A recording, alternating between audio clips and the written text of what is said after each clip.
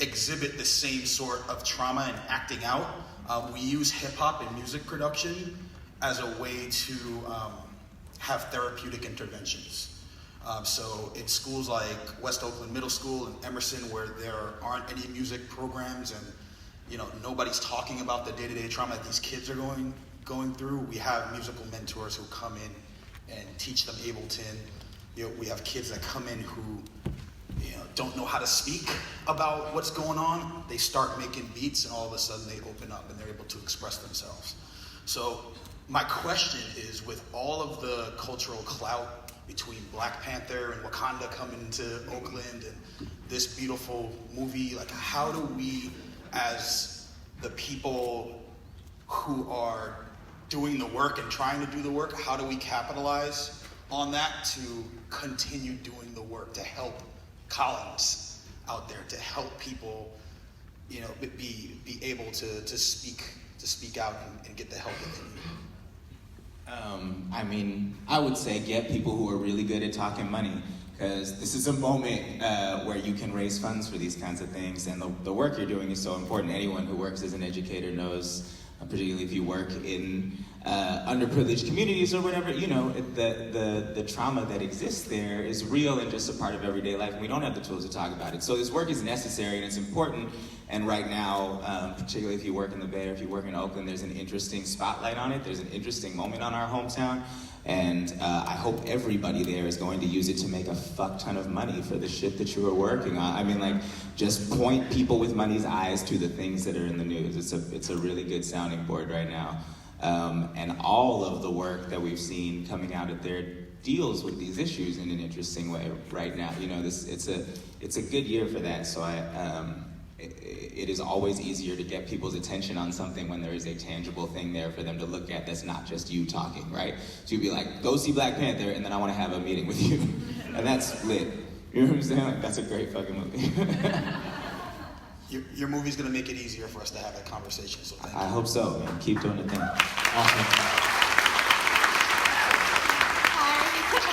I just wanted to say that this movie was amazing, and also to the V-Digs, I wanted to say that I'm a huge fan. I first found you through Hamilton, and that was... No.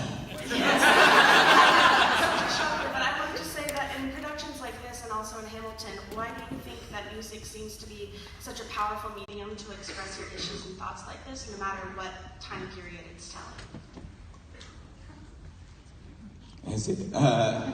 Look, Rafa and I came up through this in and around this program, Youth Speaks, out of the Bay Area, and that does performance poetry work with kids, 13 to 19 years old. And I went into that. I was teaching poetry classes for a long time. The real reason that you teach poetry to young people is because they have very important and interesting things to say, and nobody cares. Nobody wants to listen to them. So the only way to make people listen to you is to make it pretty.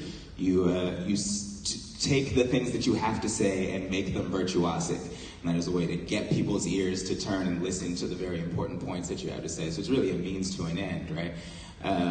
Is why we started learning this, and then this culture just exists in the Bay, particularly. So it made sense for this film, and Hamilton was doing the same thing. Lynn was doing the same thing with Hamilton, and that's how every musical works too, right?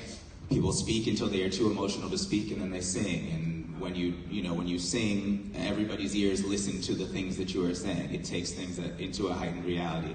That's what we wanted to play with here, to create a sort of heightened reality, but that existed in a real reality, where we didn't have to ignore the context of the world that we're living in, but we could still heighten it a little bit. Thank you. Okay.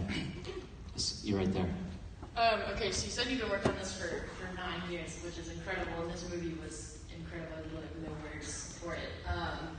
Cannot wait to watch it again. Anyway, so kind of my question is just, this has always been kind of an issue in different areas, but it hasn't always been as mainstream as it is now with social media and everything. Did you think 9 years ago that this would still be as pressing and important of an issue as it is now? I hoped not. I hope not. But no, we were launched into this subject matter because of the Oscar Grant shooting in Oakland. That was a big catalyst for us. We have luckily had the privilege of evolving the script over time, so that the language around, luckily the conversation around it has evolved enough that it's become more nuanced, and so in the rewrites, it got more, we were allowed to say more about it other than just like, it happens, which was the thing that was being shouted 9 years ago, like, just admit that it happens. Now it's just admit that it happens all the fucking time. You know what I'm saying? Like, that's the new conversation. It's all the time, it's normalized, you're pretending you don't see it, and that's the problem.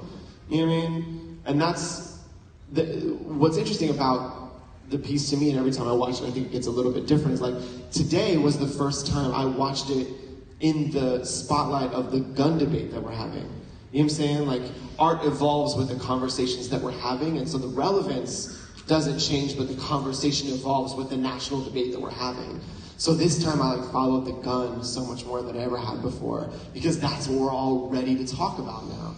You know what I mean? And 10 years ago, we were unfortunately less ready. And now we're in a different place. Now it's too much, now it's too in abundance, now young people are talking about it too much. So I think the trajectory of the subject matter is just, every time we went back to it to rewrite and almost get it made again, we just evolved the conversation to be with the times. To make sure that it spoke to the most current narrative, and then now it's time capsule. This is where we're at in the conversation. So we can look back on the phone 10 years from now and go, that's where we were. Don't pretend we were super evolved, earlier, and we would have known better if we'd only been there. That's where we were. You know what I mean? And that's how we humanize the story for the characters that are in it, so that they're now as represented accurately. Thank